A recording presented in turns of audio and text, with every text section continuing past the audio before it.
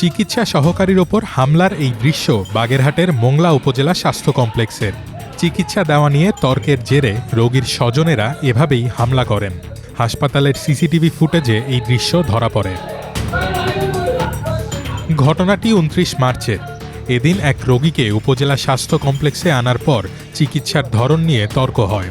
পরে রোগীর স্বজনেরা লোকজন ডেকে এনে sub assistant community medical officer Anupam মজুমদারের ওপর চড়াও হন। পাশাপাশি ভাঙচুর করা হয় জরুরি বিভাগের আসবাবপত্র।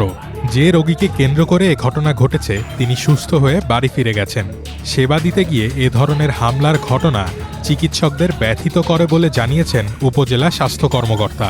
আমরা যারা হাসপাতালে আছি, কাজ করি, আমরা আসলে হাসপাতালে আগত প্রত্যেকটা রোগীকে সঠিক এবং সুন্দর সেবা দিতে প্রতিশ্রুতিবদ্ধ। আমরা চেষ্টা করি আমাদের সামর্থ্যের সর্বোচ্চটাকে সেবা দিতে। আপনারা জানেন যে 50 বেডের হাসপাতালে 100-র উপরে রোগী থাকে, তবুও আমরা আমাদের সর্বোচ্চ সেবা দিয়ে থাকি। তো তারপরেও যখন এই ধরনের অনাকাঙ্ক্ষিত কিছু পরিস্থিতি বা পরিবেশ তৈরি হয় তখন আসলে খুব কষ্ট লাগে, হতাশ লাগে যে আসলে এই রকমের পরিস্থিতিতে একজন সরকারি কর্মচারী হয়ে কিভাবে আমরা এই সেবা প্রদান অব্যাহত রাখব। এই ঘটনায় 7 জনের নাম উল্লেখ করে স্থানীয় থানায় মামলা করা হয়েছে।